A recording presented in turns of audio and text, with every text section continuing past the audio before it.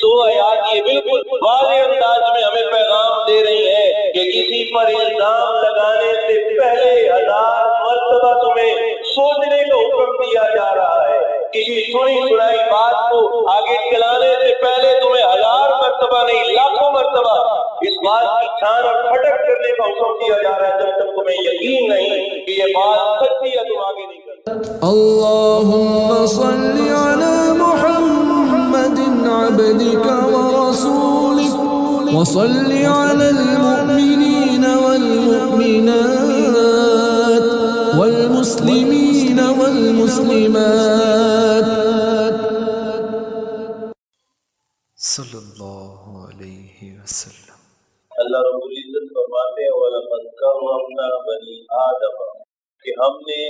اس بنی آدم کو یعنی حضرت انسان کو قابل تکریم بنایا، عزت کے لائق بنایا. اور پھر فرمایا لَقَدْ خَلَقْنَا الْإِنسَانَ فِي أَحْسَنِ تَقْوِيمٍ کہ ہم نے اس حضرت انسان کو ایک بہترین سانچے میں ڈھال کر ایک بہترین شکل و صورت کے ساتھ اس دنیا میں آراستہ کر کے بھیجا. حتیٰ کہ اس حضرت انسان کی تقریب کو اس قدر بڑھایا گیا کہ جیسے ہی یہ وجود میں آیا فرشتوں جیسی عظیم مخلوق کو حکم دیا گیا کہ وہ اس کو سجدہ تعظیمی کرے. اور اسی نافرمانی کی پاداش میں کہ ابلیس نے حضرت انسان کو سجدہ نہیں کیا، اس کی تعظیم نہیں، اس کو راندہ درگاہ ہونا پڑا. اس صدیوں پرانی جو اس کا مقام اور مرتبہ تھا اس سے اس کو ہاتھ دھونا پڑے. یہ انسان کی تقریب نہیں تو اور کیا. اور پھر یہی انسان جس کو کعبۃ اللہ سے بھی زیادہ مکرم اور محترم بنایا گیا، وہ خانہ کعبہ جس کی طرف منہ کر کے ہم سجدہ ریز ہوتے، جس کے مقام اور مرتبے کا اندازہ اس بات سے لگائیے کہ کام مسلمان بھی اس کی طرف اپنی پشت کرنا اچھا نہیں سمجھتا، لیکن حضرت انسان کو اس خانہ کعبہ سے بھی زیادہ محترم بنایا. پھر اس کے انتقال پر اس کو شترے بے مہار چھوڑ نہیں دیا گیا کہ دوسرے مذاہب کی طرح اس کو جلا دیا جائے، اس کو اونچے مقام پر جا کر ڈال دیا جائے، گدے آ کر اس کو نوچ جائیں، بلکہ پھر بھی اس کا اکرام اور اعزاز کیا گیا کہ اس کو غسل دیا جاتا ہے، خوشبو لگائی جاتی ہے، بنایا اور سنوارا جاتا ہے، سفید رنگ کے 2 خوبصورت اور صاف ستھرے لباس کو پہنائے جاتے ہیں، اور پھر بڑے اعزاز اور اکرام کے ساتھ اپنے کندھوں پر اٹھا کر اس کو بڑے ادب اور احترام کے ساتھ سپرد خاک کیا جاتا ہے. نبی کریم صلی اللہ علیہ وآلہ وسلم تشریف لے جا رہے تھے تو ایک جنازہ سامنے سے آیا. آقا علیہ السلام جنازے کے احترام میں کھڑے ہوئے. صحابہ کرام نے عرض کیا اللہ کے رسول یہ تو ایک یہودی عورت کا جنازہ ہے. تو آپ صلی اللہ علیہ وآلہ وسلم نے ارشاد فرمایا کہ موت ایک خوفناک چیز، اور دوسری روایت میں ارشاد فرمایا کہ یہ اگرچہ غیر مسلم ہے، یہودی ہے، لیکن یہ انسان تو ہے. اس انسانیت کی تقریم کو میں نے سامنے رکھتے ہوئے آنے والے جنازے کے لیے اپنے آپ کو روک. اس حضرت انسان کو اللہ نے اتنا مقام اور مرتبہ دی، لیکن آج کے اس معاشرے میں میں اور آپ نے ہم سب نے مل کر اس انسان کی بہت دھجیاں اڑائیں، اس کی تقریم کی بہت دھجیاں اڑائیں، اور اس کے اس مقام اور مرتبے کو ہم بھول چکے. وہی انسان جو عزت کے لائق تھا، محبت اور الفت کے لائق تھا، اسی کے ساتھ ہم نے عداوت کی، اسی کی غیبت کی، اسی سے حسد کیا، اسی کی چغلیاں ہماری زبان پر آئیں، اسی کے ساتھ کینہ اور بغض ہمارے دلوں میں جگہ پکڑ گیا. اسی حضرت انسان پر ہم نے بہتان لگائے، اسی حضرت انسان کے لیے ہم نے فریب کاریاں کی، اور اسی حضرت انسان کو ہم نے مختلف الزامات لگا لگا کر مدعون کیا، اس پر تان و تشنیع، حتیٰ کہ اس حضرت انسان پر ہم نے ہر قسم کے الزام لگانے میں کوئی کسر نہ چھوڑی. اور پھر الزام بھی اس قدر آسان طریقے سے ادھر سے کان میں بات پڑی، اور وہ محض سنی سنائی بات تھی، کوئی اس میں تحقیق کا اور کوئی اس کے اندر اس کی تصحیح کرنے کا، اس کی چھان پھٹک کرنے کا کوئی طریقہ اختیار کیے بغیر اس کو ایسے آگے چلایا کہ ایک ایسا سادہ لو انسان جو عزت کے بہت بڑے مقام اور مرتبے پر فائز تھا، ہماری سنی سنائی بات کو پھیلانے سے وہ اپنی اس عزت کی چادر پر بے شمار ذلت کے دھبے لیے ہوئے اس معاشرے کا ایک ذلیل ترین اور رسوا ترین انسان تھا۔ اور یہ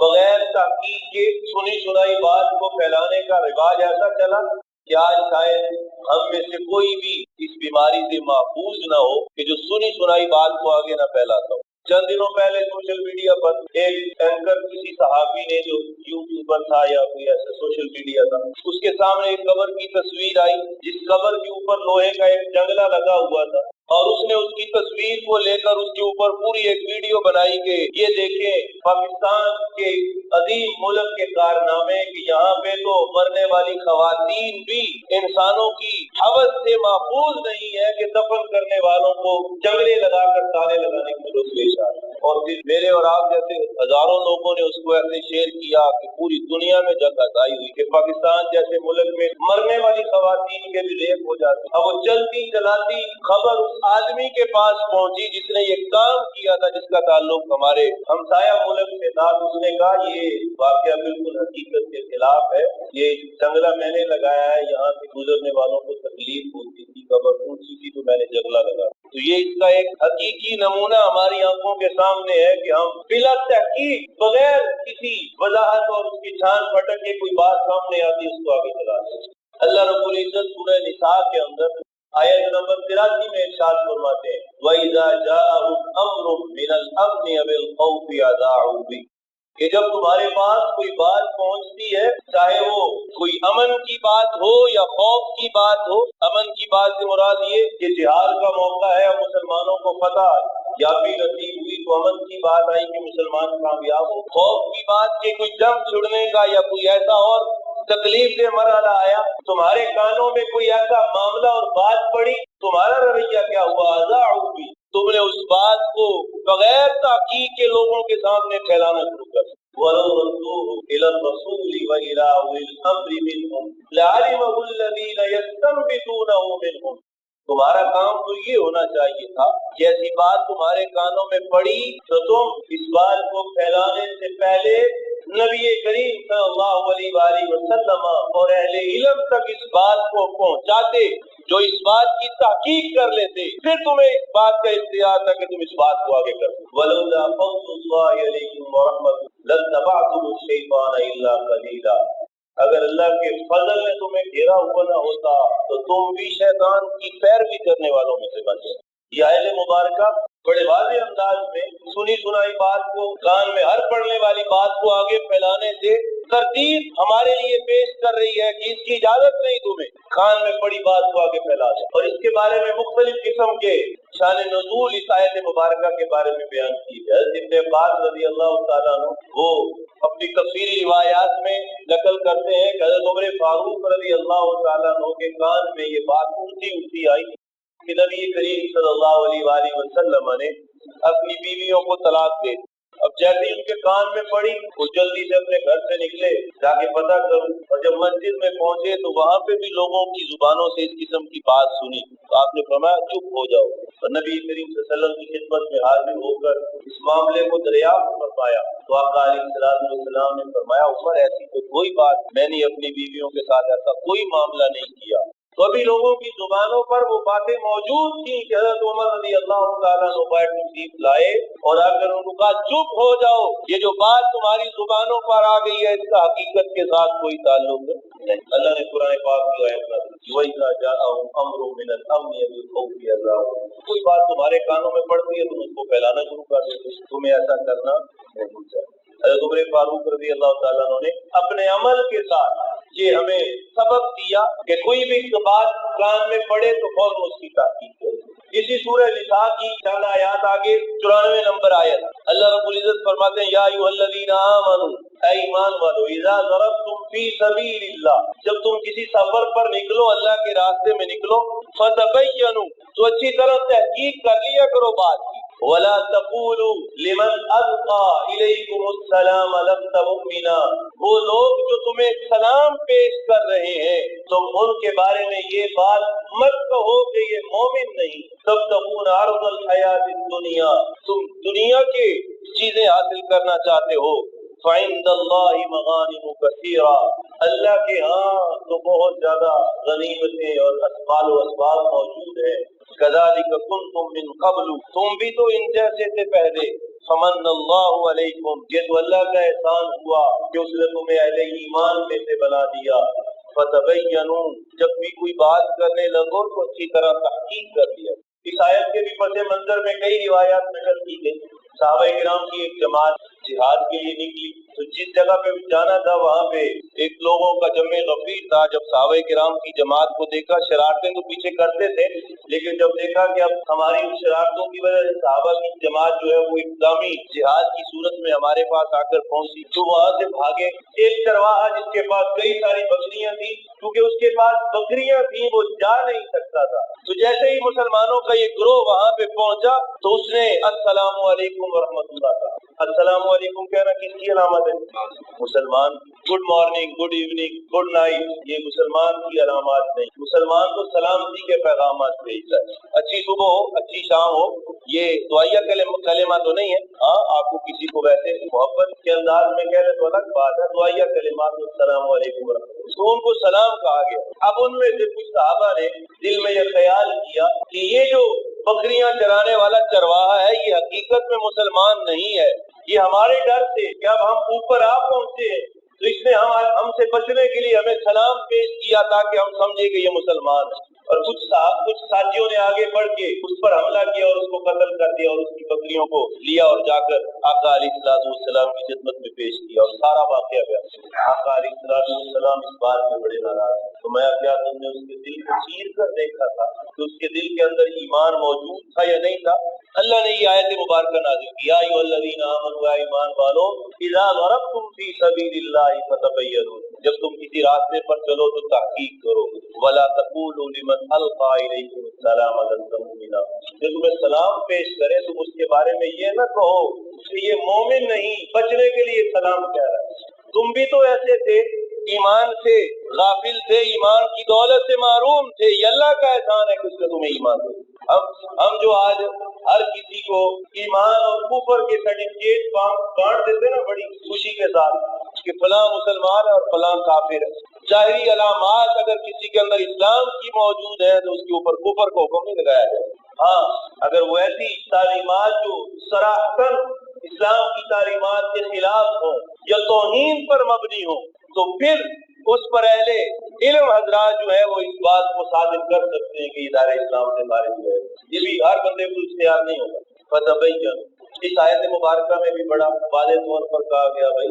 اچھی طرح ساٹھ پھٹک کرو، ایسے ہی بغیر تحقیق کے عمل نہ شروع کرو۔ اسی آیت کے وضاحت میں ایک واقعہ یہ بھی نقل کیا گیا کہ حضرت مقداد بن اسود رضی اللہ تعالیٰ عنہ نے ایک آدمی کو ایسے ہی جنگ میں دیکھا اور اس نے لا الہ الا اللہ پڑھا، تو انہوں نے کہا تو بچنے کے لیے لا الہ الا اللہ پڑھ رہا ہے، اس کو قتل کر دیا۔ آقا علیہ السلام نے ارشاد فرمایا مقداد، اگر کل قیامت کے دن اس نے اپنے ایمان کا دعویٰ تیرے خلاف اللہ کی بارگاہ میں دائر کر دیا تو کیا جواب دے؟ تو آیات یہ بالکل واضح انداز میں ہمیں پیغام دے رہی ہیں کہ کسی پر الزام لگانے سے پہلے 1000 مرتبہ تمہیں سوچنے کا حکم دیا جا رہا ہے۔ کسی سنی سنائی بات کو آگے چلانے سے پہلے تمہیں 1000 مرتبہ نہیں، لاکھوں مرتبہ اس بات کی چھان اور کھٹک کرنے کا حکم دیا جا رہا ہے جب تک تمہیں یقین نہیں کہ یہ بات سچی ہے، تم آگے نہیں کر سکتے۔ آقا علیہ السلام نے ارشاد فرمایا جس آدمی کو اس بات کا پتہ ہو کہ جو بات میں نے سنی ہے یہ جھوٹی ہے اور پھر اس بات کو آگے پھیلا دے، فرمایا یہ 2 جھوٹوں میں سے ایک جھوٹا یہ بھی سچ۔ اور پھر آگے سورہ حجرات کے اندر دیکھیے اللہ رب العزت فرماتے ہیں یا ایھا الذین آمنوا، اے ایمان والو، ان جاءکم فاسق بنبأ، اگر کوئی فاسق تمہارے پاس کوئی خبر لے کر آئے، فتبینوا، تو اس بات کی اچھی چھان پھٹک کر لینا، بلا تحقیق عمل نہ شروع کر دینا۔ ایک قبیلے نے اسلام قبول قبول کیا حضرت جویریہ رضی اللہ تعالیٰ عنہ جو نبی کریم صلی اللہ علیہ وسلم کی زوجہ تھی، ان کا قبیلہ انہوں نے اسلام قبول کیا۔ آقا علیہ السلام نے جہاں اور پیغامات دیے، ان کے والد کو یہ پیغام دیا کہ بھئی زکوٰۃ بھی تمہیں ادا کرنا ہوگی۔ انہوں نے کیا اللہ کے رسول میں فلاں تاریخ تک زکوٰۃ اکٹھی کر لوں گا، آپ کسی کو بھیجیے گا زکوٰۃ آ کر لے جائے۔ حضرت ولید رضی اللہ تعالیٰ عنہ کو نبی کریم صلی اللہ علیہ وسلم نے حکم دیا کہ جاؤ مقررہ تاریخ پر لے کے آؤ۔ اب ان کی ان کے ساتھ، اس قبیلے کے ساتھ پرانی دشمنی تھی۔ اب ان کے دل میں ایک خیال تھا کہ شاید یہ نہ ہو کہ کہیں وہ پرانی دشمنی کو آڑ بنا کر مجھے نقصان پہنچائیں۔ ابھی یہی وساوس دل میں تھے، اور ادھر قبیلے کے لوگ یہ سمجھ رہے تھے کہ اتنے دن ہو گئے نبی کریم صلی اللہ علیہ وسلم کا قاصد نہیں آیا ہم سے زکوٰۃ لینے کے لیے، کہیں آقا علیہ السلام ناراض تو نہیں ہو گئے۔ یہ سب مل کر قبیلے سے باہر نکلے کہ جا کر پتہ کریں اس قاصد کا۔ ادھر سے وہ صحابی آئے، ادھر سے وہ قبیلہ نکلا۔ ان کے دل میں پہلے وسوسہ تھا، اور کسی نے درمیان میں سے بات بھی اڑا دی کہ تمہارے اوپر یہ حملہ کرنے کے لیے آ رہے ہیں۔ وہ وہاں سے پیچھے ہو لیے اور آقا علیہ السلام کی خدمت میں آ کر عرض کیا، اللہ کے رسول وہ زکوٰۃ دینا تو درکنار، وہ تو مجھ پر حملہ کرنے کے لیے آئے۔ آقا علیہ السلام نے حضرت خالد بن ولید کو بھیجا۔ جب تحقیق کی گئی تو پتہ چلا کہ یہ غلط فہمی، اللہ نے قرآن پاک کی آیت نازل کی، اگر کوئی خبر ایسی آ جائے بغیر ضرورت کے اس بات کو آگے پھیلانا نہ شروع کر دو، تمہارا فرض اور فریضہ یہ ہوگا کہ اس بات کی اچھی طرح تحقیق کر لیا۔ تیسری آیت قرآن پاک کی جو ہمیں بڑے واضح انداز میں ان باتوں کو بغیر تحقیق کے آگے پھیلانے سے منع کر رہی۔ پھر واقعہ ایک دیکھیے، حضرت عائشہ رضی اللہ تعالیٰ عنہ، ہم نے وہ واقعہ سنا ہوا ہے کہ غزوہ بنو مصطلق کے موقع پر جب واپسی پر ان کا ہار گم ہوا اور وہ کجاوے سے پائے تھی، اس سواری سے پائے تھی جس میں سوار تھی، اور اس کو بغیر دیکھے ہوئے کہ ان کا وزن ہلکا تھا، صحابہ نے سمجھا کہ موجود ہے، اٹھا کر اونٹ کے اوپر رکھا، اور وہ جب واپس آئی تو موجود نہیں تھی، قافلہ موجود نہیں تھا، اپنے آپ کو چادر سے ڈھانپا، وہاں پہ بیٹھ گئی۔ حضرت صفوان رضی اللہ تعالیٰ عنہ جن کی ڈیوٹی یہ تھی کہ آپ نے قبیلے سے پیچھے، قافلے سے پیچھے چلنا ہے تاکہ کوئی راستے میں اگر چیز گری ہو تو اٹھا کر لے، اب وہ وہاں پہ پہنچے تو حضرت عائشہ رضی اللہ تعالیٰ عنہ آرام فرما رہی تھی، وہاں پہ لیٹی ہوئی اپنے اوپر چادر لپیٹی تھی، پہچان گئے کہ حضرت عائشہ ہے، تو انا للہ و انا الیہ راجعون پڑھا۔ یہ بھی میرے اور آپ کے لیے سبق ہے کہ کوئی بھی ایسی بات جو خلاف واقعہ ہو، تکلیف سے ہو، تو ہماری زبانوں پر کوئی ایسے کلمات آنے کی بجائے انا للہ و انا الیہ راجعون آئے۔ تو ان کو اپنے ساتھ سوار کیا، صرف اتنے کلمات کے سواری کو بٹھایا، حضرت عائشہ سوار ہوئی۔ جب قبیلے کے پاس پہنچی، منافقین کو موقع ملا تو پانے بالتمیزی اٹھایا کہ یہ تو معاذ اللہ ان کا آپس میں کوئی ایسا غیر کا تعلق ہے، اور پھر وہ بات ایسی پھیلی کہ 3 صحابہ کرام میں سے بھی 3 لوگ، جن میں 2 مرد اور 1 عورت، وہ بھی اس بات میں شامل ہوئے، اور بات ایسی پھیلی کہ نبی کریم صلی اللہ علیہ وسلم بھی پریشان، صحابہ کرام بھی پریشان۔ 1 مہینے تک یہ کیفیت رہی ہے، اللہ نے وحی کو روک کے رکھا۔ حضرت عائشہ رضی اللہ تعالیٰ عنہ کو بالکل آخر پہ جا کے پتہ چلا، اب اللہ کے سامنے بڑی روئی اور گڑ گڑائیں۔ صحابہ کرام سے نبی کریم صلی اللہ علیہ وسلم نے مشورہ کیا، اور مشورے کے بعد کچھ اطمینان ہوا۔ حضرت عائشہ رضی اللہ تعالیٰ عنہ کے پاس آ کر فرمایا، عائشہ اگر تو حقیقت میں اس معاملے سے بری ہے تو مجھے یقین ہے کہ اللہ تیری برات کو ظاہر کرے گا، اور اگر انسان ہونے کے ناطے تجھ سے کوئی ایسی غلطی سرزد ہو گئی تو اللہ سے توبہ کر لے، اللہ توبہ کو معاف کرے۔ اب ایک نیک اور پارسا خاتون، اس کے بارے میں ایسے کلمات کہے جائیں تو اس کی کیا کیفیت ہوگی، اس کے گھر والوں کی کیا کیفیت ہوگی۔ خاوند جس کی آقا نامدار ہو، جن کے عزت کا مقام اور مرتبہ، اس عزت کے مقام اور مرتبے تک کوئی پہنچ نہ سکتا ہو، ان کی کیا کیفیت ہوگی۔ حضرت عائشہ رضی اللہ تعالیٰ عنہ، انہوں نے اپنے ابا جان سے کہا آپ جواب دیجیے، انہوں نے کہا میں کیا جواب دوں، میں نہیں دے سکتا۔ اماں سے کہا آپ جواب دیجیے، وہ بھی خاموش نہیں۔ حضرت عائشہ رضی اللہ تعالیٰ عنہ نے جو جواب دیا، انسان ایسے موقعوں پر ہوش و حواس کھو بیٹھتا ہے، لیکن حضرت عائشہ رضی اللہ تعالیٰ عنہ کو اللہ نے بڑی فراست دی کہ اللہ کے رسول یہ اب معاملہ اتنا پھیل چکا کہ یہ بات آپ کے دل میں بھی جگہ بنا چکی، اگر میں کہہ دوں کہ میں اس معاملے سے بری ہوں تو شاید تب بھی آپ کو یقین نہ آئے، اور اگر میں اس بات کا اقرار کر لوں کہ یہ غلطی مجھ سے ہو گئی تو آپ فوراً یقین کر لیں گے، لہٰذا میں کوئی اور بات نہیں کہتی، میں وہی کلمات کہتی ہوں، فصبر جمیل، جو ہے یوسف علیہ السلام کے والد حضرت یعقوب نے کہے تھے، فصبر جمیل واللہ المستعان علی ما تصفون، اللہ ہی میرے اس بات میں مددگار ہوں گے جو لوگ بیان کر رہے ہیں۔ اب آقا علیہ السلام کے پاس اٹھ کر گئی، ابھی فوراً وحی کے اثرات نازل ہوئے، اللہ نے 10 آیات حضرت عائشہ رضی اللہ تعالیٰ عنہ کی شان میں قرآن پاک میں اتارے۔ حضرت یوسف علیہ السلام پر تہمت لگی، فشہد شاہد من اہلہا، ایک چھوٹے سے بچے نے گواہی دی، ان کان قمیصہ قد من قبل فصدقت وہو من الکاذبین، کہ اگر قمیص کو دیکھیں آگے سے پھٹی ہے تو یوسف سچے، پیچھے سے پھٹی ہے تو وہ عورت سچی۔ مریم علیہ السلام پر تہمت لگائی گئی تو حضرت عیسیٰ علیہ السلام نے گواہی دی، انی عبد اللہ آتانی الکتاب، میں اللہ کا بندہ ہوں، مجھے اللہ نے نبی بنا کر بھیجا۔ یہ حضرت عائشہ رضی اللہ تعالیٰ عنہ کو اعزاز حاصل ہے۔ حضرت عائشہ فرماتی ہے مجھے یقین تو تھا کہ اللہ میری برات ظاہر کریں گے، مجھے خیال تھا کہ شاید خواب میں نبی کریم صلی اللہ علیہ وسلم کو بتلا دیا جائے، یہ میں نے کبھی نہیں سوچا تھا کہ قرآن پاک میں آیات میری شان میں نازل کر دی جائیں۔ فرمایا ان الذین جاءوا بالافک، اس پر لولا اذ سمعتموہ ظن المؤمنون والمؤمنات بانفسہم خیرا، یہ جو تمہارے کانوں میں باتیں پڑی تھیں، تم نے ان باتوں کو سن کر یہ گمان کیوں نہیں کیا کہ یہ مومن مرد یا مومن عورتیں برا کام نہیں کر سکتی، ان میں اچھائی ہے، تم نے اچھا خیال کیوں نہیں کیا؟ یہ جو باتیں بنائی گئی افک مبین، یہ بالکل واضح جھوٹ ہے۔ تو حضرت عائشہ رضی اللہ تعالیٰ عنہ کی اس واقعے میں جو بات آگے پھیلائی گئی اور اس پر اتنی تکلیف نبی کریم صلی اللہ علیہ وسلم کو پہنچائی گئی، اس کے ازالے کے لیے جو آیات نازل کی گئی ان میں بھی یہی حکم دیا گیا کہ تمہیں اس بات کی اجازت نہیں کہ ہر کان میں پڑنے والی بات کو بغیر تحقیق کے آگے پھیلا دو۔ اور آگے فرمایا کہ اگر تمہیں اس کی سنگینی کا علم نہیں ہے تو پھر یاد رکھو لولا جاءوا علیہ باربعۃ شہداء، اگر کسی پہ ایسی بات کرو تو تمہیں 4 گواہ پیش کرنا پڑیں گے، فإن لم يأتوا بشهداء فأولئک عند الله هم الكاذبون، اگر تمہارے پاس وہ گواہ موجود نہ ہو تو پھر اللہ تمہیں اپنے جھوٹے لوگوں کی صف میں لکھ دیں گے۔ اور پھر ان لوگوں کو کوڑے لگائے گئے، جھوٹی تہمت لگانے کے اس والے کو 80 کوڑے لگائے جائے۔ تو میں اور آپ اپنی زندگی کا اگر مشاہدہ کریں تو صبح سے لے کر شام تک ہم کتنی ایسی باتیں ہیں جو بغیر تحقیق کے، نبی کریم صلی اللہ علیہ وسلم نے ارشاد فرمایا کفا بالمرء کذبا ان یحدث بكل ما سمع،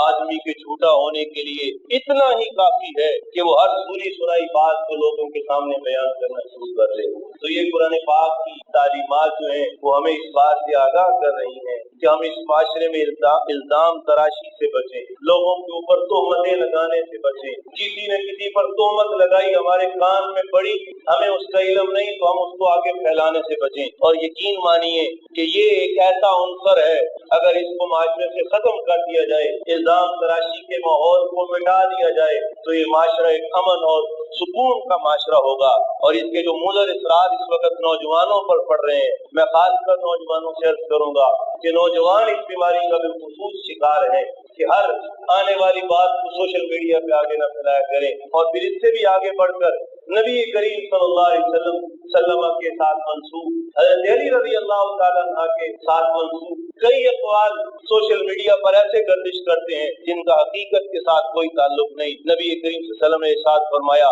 جس نے میری ذات کے ساتھ منسوب کر کے کوئی جھوٹ گڑا ہے اس کو چاہیے کہ وہ اپنے ٹھکانے کو تیار رکھے کہ کل قیامت کے دن اس کو جہنم کے اندر ڈالا جائے گا۔ تو میں اور آپ اس بات کا عزم اور ارادہ کریں کہ انشاءاللہ ہر قسم کی الزام تراشی سے اپنے آپ کو بچائیں گے، بلکہ اسلام کا مزاج تو یہ ہے کہ اگر آپ دیکھ بھی لو آنکھوں سے تو تم چھپا لو گے تو اللہ تمہاری پردہ پوشی فرمائیں گے۔ اللہ مجھے اور آپ کو ہر قسم کی الزام تراشیوں سے محفوظ فرمائے، آمین۔